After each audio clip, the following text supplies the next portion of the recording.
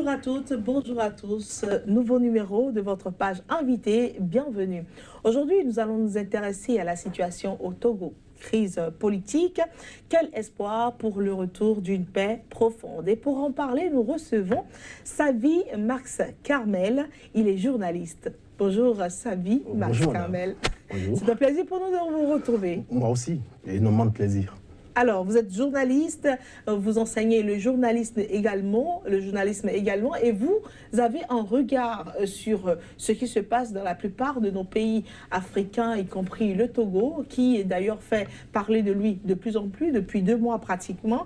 Alors, le torchon brûle très fort entre opposition et pouvoir au Togo. Cela fait plus de 10 ans maintenant que l'opposition réclame une modification de la constitution au Togo et surtout la limitation du nombre de mandats à la tête du pays. Alors, c'est quoi votre lecture déjà de la situation? D'abord, je pense qu'il faut placer un décor clair. François-Xavier Gnassingbé a été président de la République, lui, dans des élections contestées, parce que massivement frauduleuses. Il a reconnu lui-même dans une interview qu'il a accordée à Jeune Afrique en 2005. Et il fait suite à son père, qui était un dictateur 7 étoiles, Gnassingbé Adema, qui règne sur le pays pendant 40 ans d'une main de fer, qui ne partage rien, qui misère l'opposition, qui s'attaque à la presse, qui dissout la démocratie et qui abolit l'état de droit. Donc on est dans une situation de calamité sociale inadmissible, jonchée à une crise menée par, quoi qu'on dise, un système assez sauvage, bien intelligent, mis en pied et soutenu par l'armée togolaise, qui est une armée un peu tribalique. 85% des militaires sont de la même ethnie, 92% des officiers sont de la même ethnie, l'ethnie du chef de l'État, bien sûr. Et donc, à partir de ce moment, il y a eu des frustrations qui ont été accumulées pendant des années. Et je pense que ce qui se passe actuellement au Togo, c'est le déversement de ces frustrations, de ces colères par la population.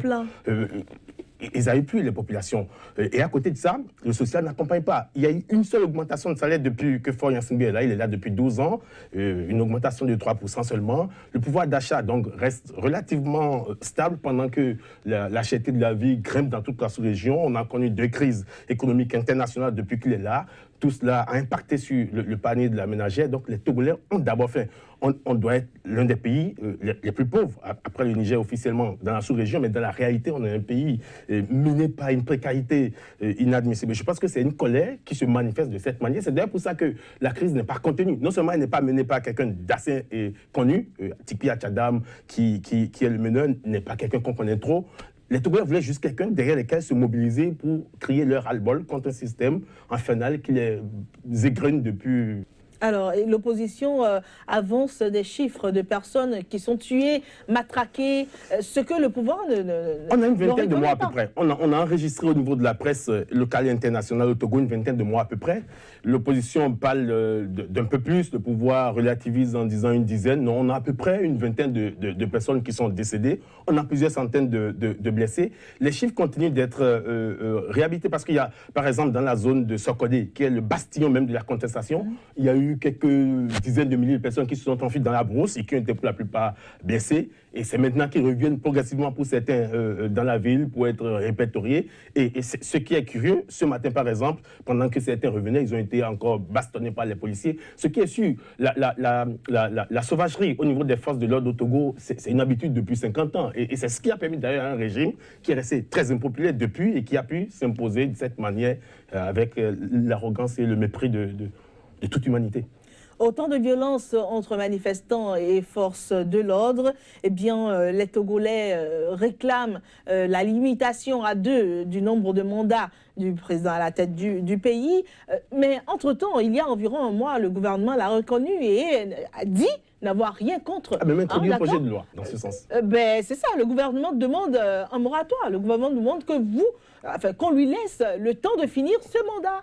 Et donc, ils prendront le temps d'analyser un peu. Il ne pas dit la chose exactement comme ça. Il faut être très malin. Ça fait 10 ans qu'il mène les gens en bateau et qu'il les enfarine tous. Donc, d'abord, ce n'est pas quelqu'un de crédible dans la parole qu'il donne. Il en a donné 1000 fois, il n'en respecte aucune. Vous y allez fort. En 2006, j'étais encore au Togo en 2006, il y a eu un accord politique global qui avait pris en compte l'intégralité des réformes qui ont été proposées par l'opposition et le pouvoir, sous la houlette de la communauté internationale, notamment l'Union européenne. 12 ans après, sur une centaine à peu près de réformes diverses, il n'a fait qu'une ou 2. Et il a balancé tout le monde alors que c'était prévu que les réformes soient faites avant 2010.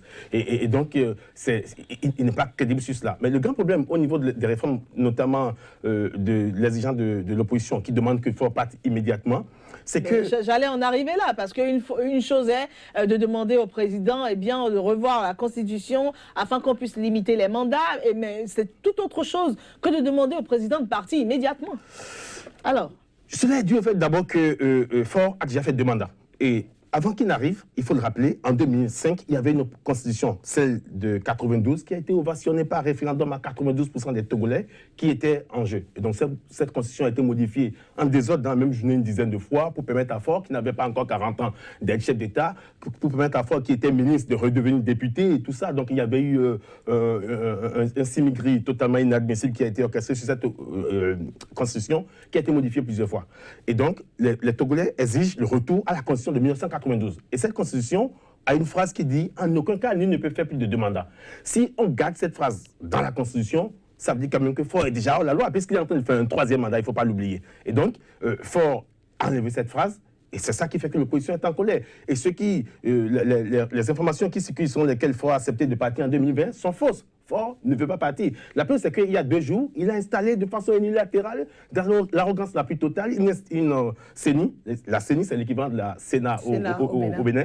Donc l'institution qui est chargée d'organiser les élections, composée exclusivement et uniquement des membres de son parti. 12 personnes, tous des membres de son parti. Et il laisse 5 postes à l'opposition. Il dit, mais si l'opposition est d'accord, elle vient.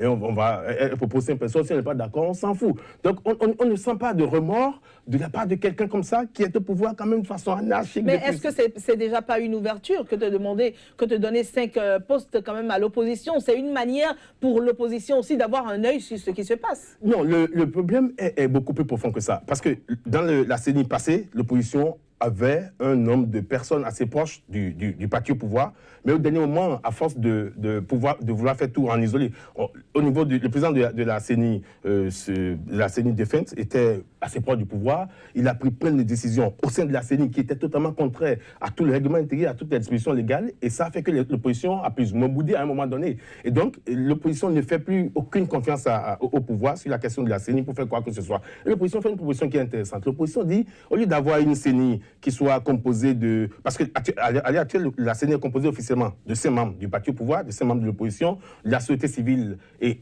tous les membres de la société civile choisis sont presque tous proches du pouvoir et d'un membre de l'administration. Dans nos pays africains, un membre de l'administration, notamment un cadre d'un ministère, est relativement proche du pouvoir. Et donc, l'opposition voudrait que ce soit équitable à ce niveau-là et que la CENI soit sous la surveillance de la communauté internationale. On l'a déjà vu dans plusieurs pays. En Guinée et au Mali, on a déjà vu un général étranger d'ailleurs qui a dirigé une CENI et cela n'a pas a permis de pouvoir sortir de crise, mais aussi de faire des élections plus transparentes. Parce qu'il ne faut pas oublier, le Togo a déjà connu une dizaine d'élections présidentielles. Il y a eu des simagris d'élections sur Yansingbe Adema. Il y a des élections plus ou moins raisonnables sur son fils, Faure Yansingbe.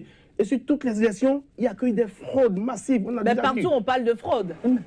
Partout, dans tous les pays en Afrique, on parle de fraude. C'est presque la norme. On a déjà vu des militaires transporter des urnes, des gens qui ont été tabassés. Les chiffres qui sortent dans les bureaux de vote sont tous presque contraires à ce qui est comptabilisé au niveau de la CENI. L'opposition, quand elle installe une structure d'informatisation des résultats, elle a souvent été tabassée. Et les ordinateurs, tout ça saisit. Donc, on est dans une situation assez typique et il faut en tenir compte pour savoir qu'on ne peut pas, l'opposition ne peut pas faire confiance à Faure Yansingbe dans le contexte actuel.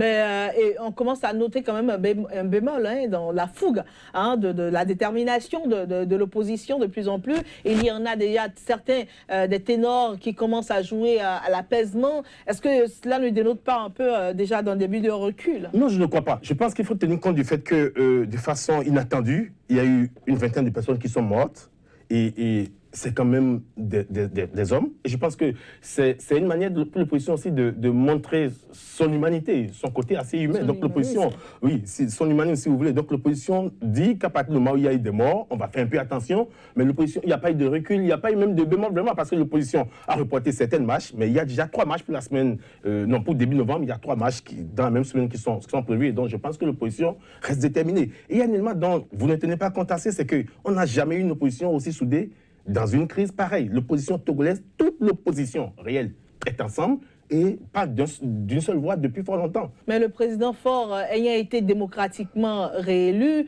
demande que vous le laissiez, qu'on le laisse finir son mandat démocratiquement, hein, et ensuite on verra. Non, vous avez peut-être raison parce que vous posez le problème sous l'angle exclusif du juridisme, alors que le problème est devenu très politique. Donc, juridiquement, suspendre un président qui est en exercice de mandat peut paraître paradoxal. Mais dans le contexte togolais, c'est très politique. Il n'a jamais été élu d'élections transparentes.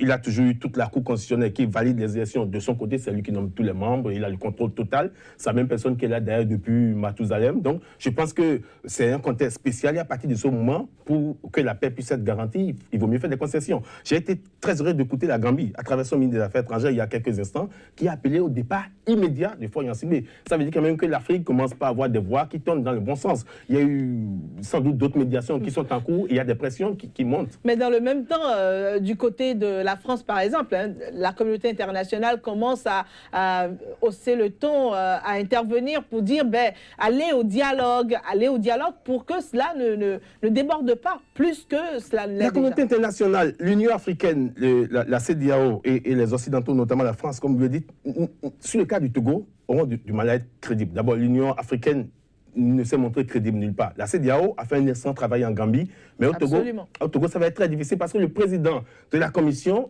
il s'appelle, c'est un Béninois d'ailleurs, un compatriote, Marcel de Souza, il est le beau-frère direct de Faure Gnassingbé. Ça va être extrêmement compliqué. Ça n'empêche pas de voir, d'être objectif. C'est difficile. Quand je viens marier votre soeur, d'être très dur avec vous, je vais tenir compte de la famille. Il y a des propos que je ne peux pas tenir parce que le soir, ma femme ne me laisse pas tranquille à table. Alors, Savi Max Carmel, à quoi s'attendre les jours à venir, hein? Est-ce que, on continue quand même le bras de fer?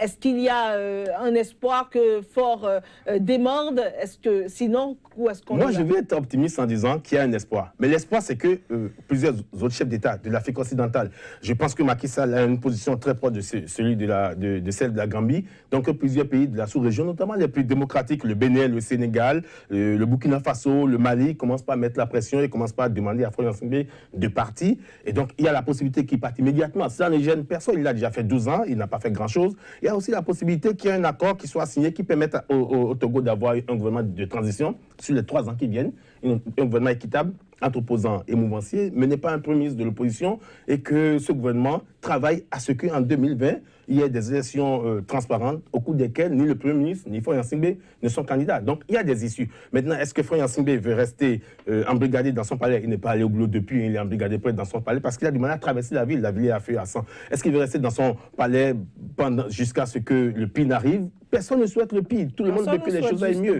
Moi, j'ai toute ma famille au Togo. Tout le monde voudrait que ça aille mieux. Il y a des liens entre le Togo et tous les pays voisins. Nous tous, Béninois, prioritairement, nous voulons que la paix arrive très vite pour qu'on ne reçoive pas des réfugiés. Mais Faure Gnassingbé ne semble pas être dans cette logique et c'est ça qui va être déplorable et regrettable. Merci à vous, Savi Max Carmel. C'était un plaisir. Merci voilà, beaucoup. Je rappelle, nous recevons donc aujourd'hui Savi Max Carmel. Il est journaliste, il est enseignant de journalisme également. Nous parlions tantôt de la situation au Togo, de la crise politique et voir les voies et moyens pour le retour, l'espoir de retour d'une paix profonde au Togo. Merci d'avoir été des nôtres. Au revoir.